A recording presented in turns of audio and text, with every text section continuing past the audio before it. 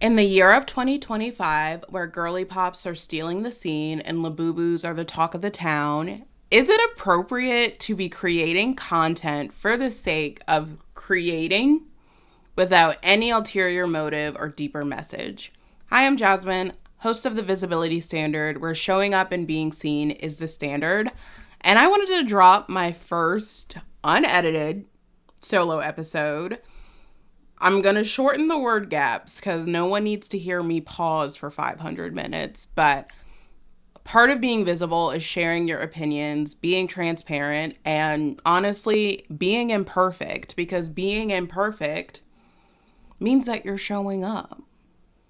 You have to show up imperfectly to show up. And if I'm going to support other people in doing that, hell, I've got to do that myself.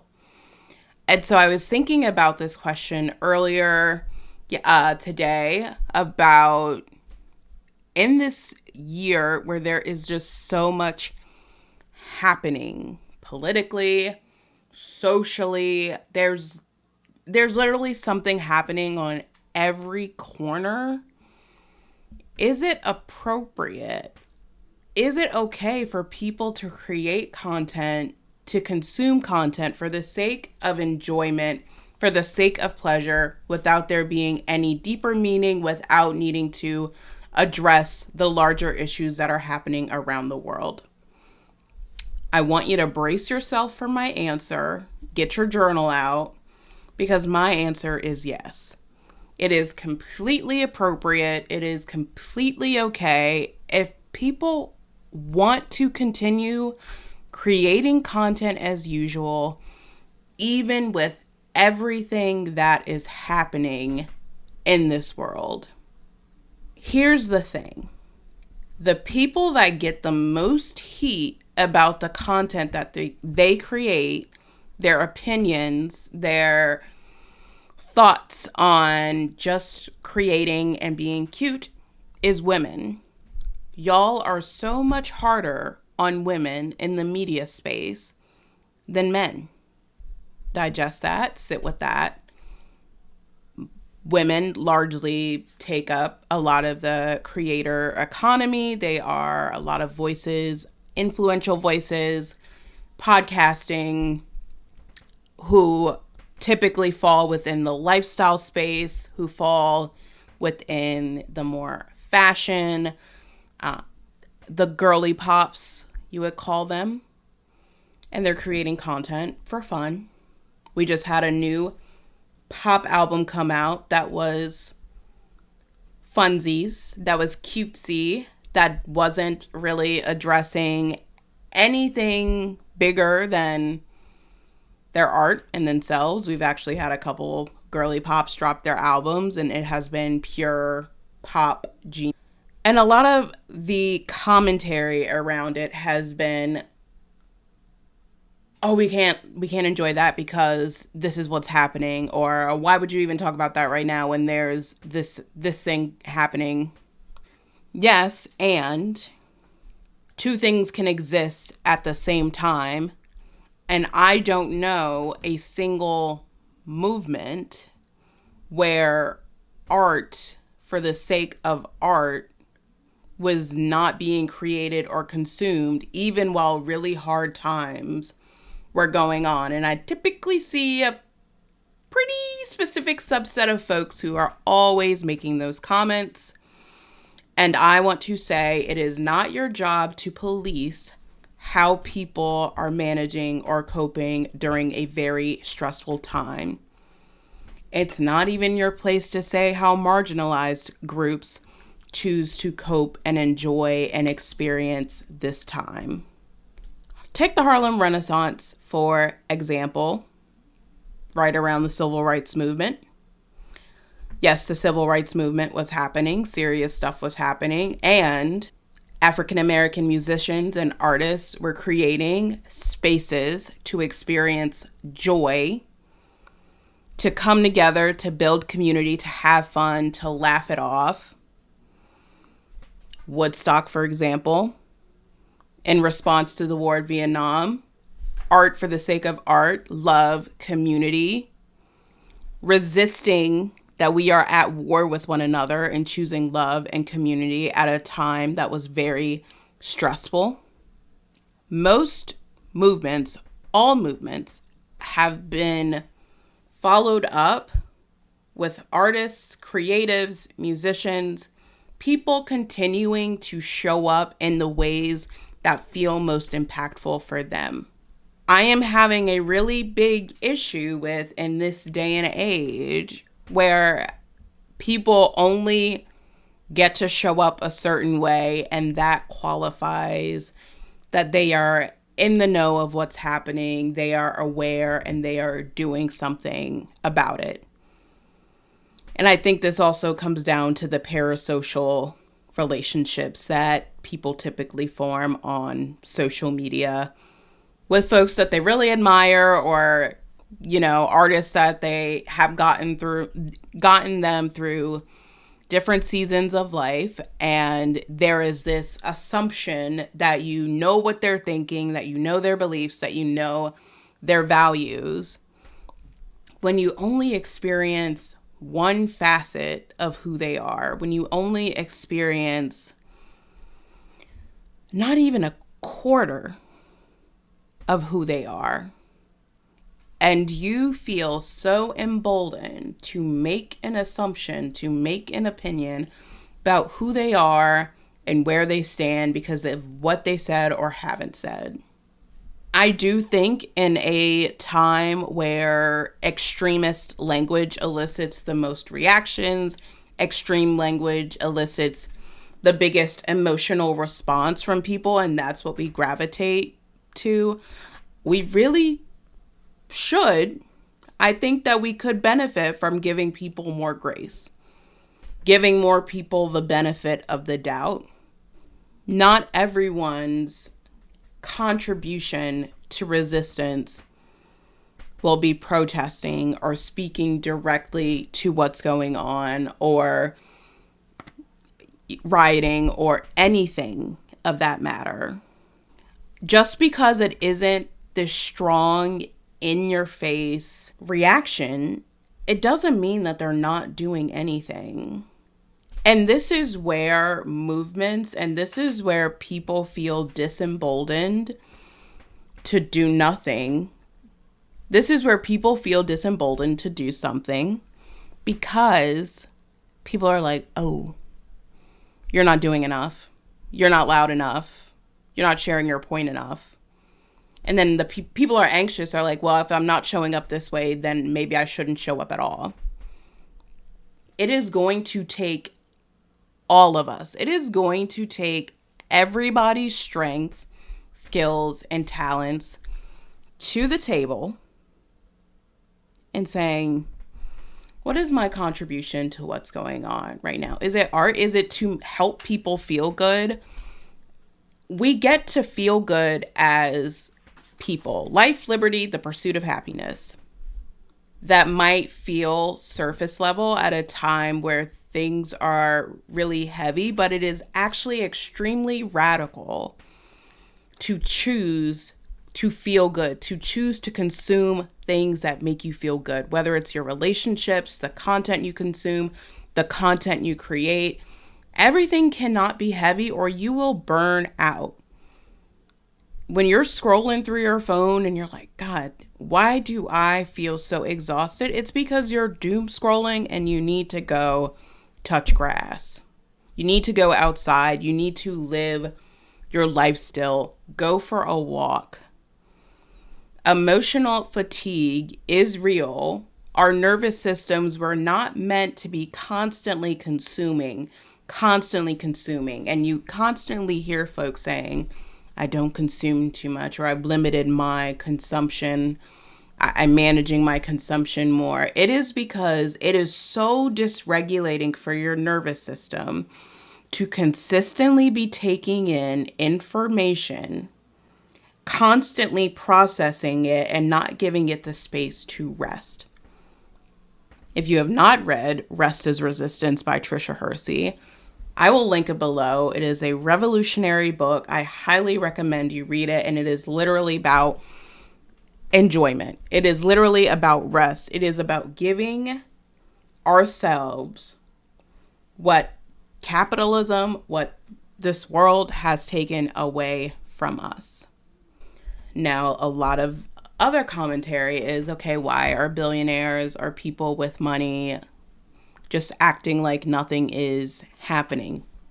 Why do we need social media to validate a person's opinions? There was a time, I can remember it, and I'm only 28. There was a time where you could do good service, acts of service for people, and you did not need to post it online. You did not need to always prove that you were showing up. You were just showing up. It didn't matter what other people thought of your service. It didn't matter what the reactions or the likes will be. Because you just did it because that was out of the goodness of your heart. And there is just such a lack of generosity, true generosity, because we live in a world where people make snap judgments about other people based on their content, based on their landscape, because they're focusing slowly on lifestyle content. Day in my life, they're still traveling, they're still posting their accomplishments. We get to celebrate ourselves, and it's truly up to us to figure out why other people's success is triggering us. Is it because we feel like we've gotten an unfair hand? Is it because we are working our asses off and you constantly see the same person succeeding over and over again and you're like, when is it my turn? Is it the scarcity that there isn't enough left for you and therefore this person has this thing and now it's never going to come my way? Like, we really need to sit with why success triggers us so much. Why people living their lives to enjoy is so triggering. And that does not negate or take away the deep suffering and struggling that so many people experience. And I can understand those two very strong juxtaposing experiences existing on the same timeline is really hard to digest. It's really hard to sit back and look at someone living their life, flourishing in their success, living above or within their means, or seeing them perceptively act irresponsible or are not conscientious of what's happening around them, while there are people who are truly suffering, where there are people who are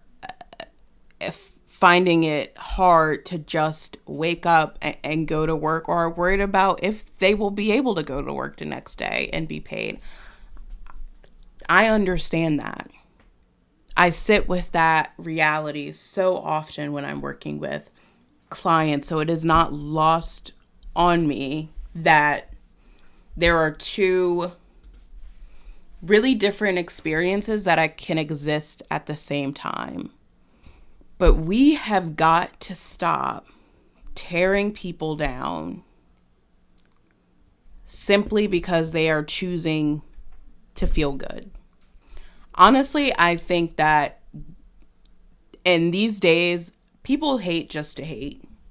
Like, they see someone hop on something and they hate it, and so other people kind of pile on and they want to hate it too. I actually think it's easier to be a hater than to choose joy, than to feel happy for somebody, than to celebrate what somebody else is doing. I think it is easier to be a hater because then we don't have to work with what's underlying in those feelings. We don't have to work with the jealousy. We don't have to work with the shame. We don't have to work with the insecurities that we might be sitting with while we are looking on the outside. Now, there are people who make really shitty takes who, judge them. I'm certainly not above judging somebody. There are people who share their opinions and you take them at face value. But the vast majority of us live in this really nuanced place. And I really hope that one day we can get to a place where that nuance gets to take over the narrative far more than extreme language. Because all we're doing is pushing one another away. When we choose to dig our heels in our opinions, when we choose cognitive dissonance, when we choose to really sink into what we believe is true so much that we push other people away, that is why we feel so disconnected. That is why there is a loneliness epidemic. Because we are choosing to believe so ferociously in our ideas that someone who may have a more nuanced, relaxed perspective is automatically considered a sellout or somebody who is not really present with what's happening. That benefit of the doubt, again, would really benefit us right now. It would really allow us to approach folks with a softer tone. Approach folks from a place of curiosity, wanting to understand why they're still choosing to create in the ways that they're choosing to create and not talk about what's happening. There was a creator. Her name is Hope Woodard, and I think that I just butchered her last name, but her name is Hope. She's a comedian. And she took an ad campaign with a pretty big company.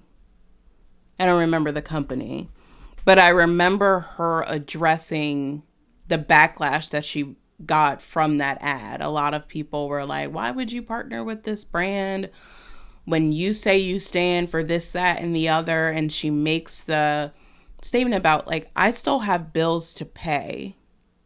I still have aspirations for myself. I still want to make a living.